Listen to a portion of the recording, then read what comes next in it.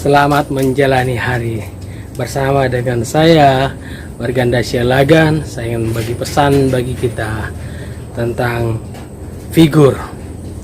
Saudaraku, banyak orang mencari figur, pengen figur yang dia dambakan dan mengharapkan ada figur yang muncul, yang dia ikuti, yang dia teladani. Begitu banyak karakter tokoh-tokoh yang muncul yang menjadi idola orang-orang. Anak-anak gadis mengidolakan orang-orang Korea, ada orang-orang yang diidolakan adalah band-band orang-orang muda, ada yang mengidolakan tokoh-tokoh pemimpin-pemimpin, dan begitu banyak lagi.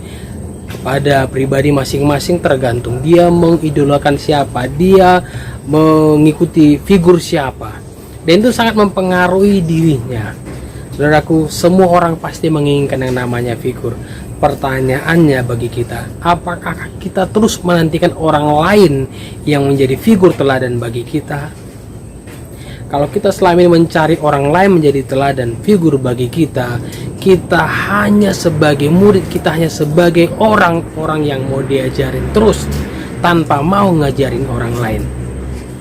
Ada orang yang suka dengan artis-artis, men-follow begitu banyak artis-artis, men-like, men-subscribe situs-situsnya atau Facebooknya atau YouTube-nya karena fans terhadap mereka. Mungkin yang di fans itu belum tentu orangnya baik. Ada di fans terhadap satu tokoh dan ternyata tokohnya ini mungkin orangnya gak beres ya, tapi karena mungkin ganteng atau karena cantik dia fans ya. Bahkan sikap yang tidak baiknya juga kadang diikuti oleh orang yang mengikutinya.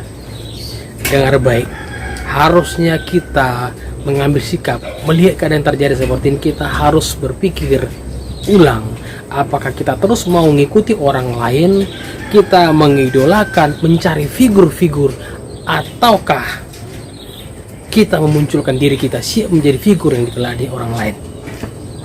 Saya merenungkan kita harus berhenti sampai di sini untuk mencari orang-orang lain menjadi figur yang kita sukai, dan mari belajarlah menjadi figur yang disenangi orang lain, yang diikuti orang lain melalui cara hidup kita, cara berbicara, cara bersikap, cara beraktivitas, dan biar orang-orang lain mengikuti bagaimana sikap-sikap kita yang baik. Dalam status-status yang saudara punya di media sosial, di Facebook, di WA dan sebagainya, saudara punya akun-akun yang bisa menjadi teladan bagi orang lain, dan orang-orang senang mengikuti, orang senang memfollownya, orang senang mengikutinya.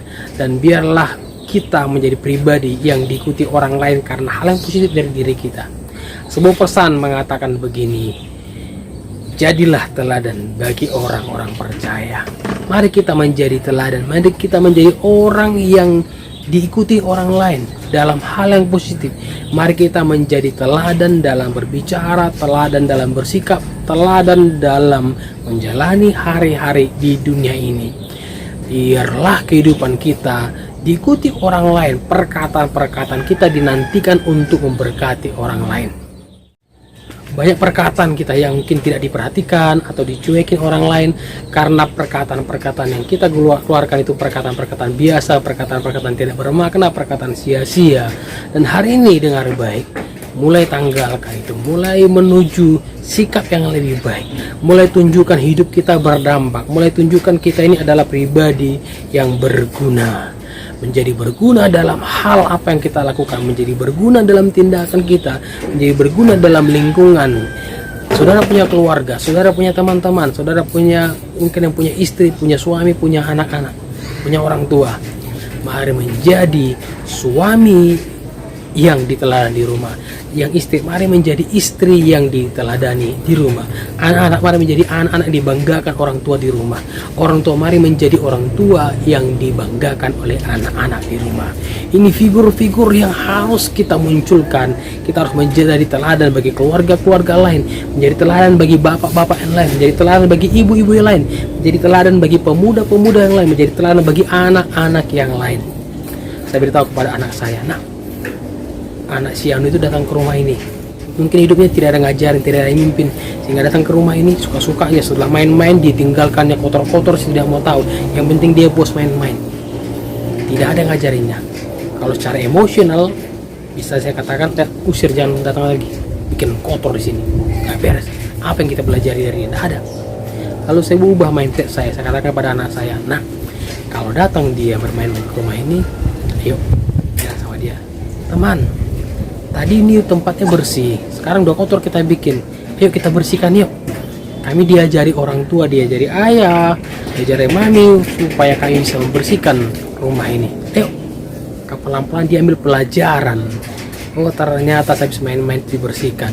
Lalu saya ajak kepada mereka, nah kalau selesai main-main disusun bagus, beritahu kepada teman-teman, kami diajari orang tua setelah selesai bermain-main susun dengan baik, susun dengan rapi.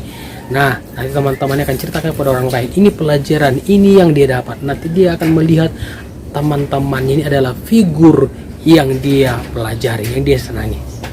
Nah saya mulai ditanamkan di dalam keluarga saya, anak-anak menjadi figur yang disenangi teman-temannya, menjadi teladan bagi teman-temannya.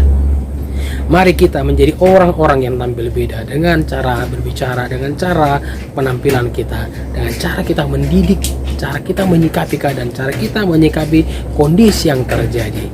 Percayalah bahwa situasi yang terjadi itu menjadi kesempatan bagi kita untuk menjadi figur yang disenangi, figur yang diteladani. Ini waktunya saudara bangkit. Ini waktunya saudara untuk berubah. Biarlah saudara kembali menjadi pribadi yang disenangi oleh siapapun.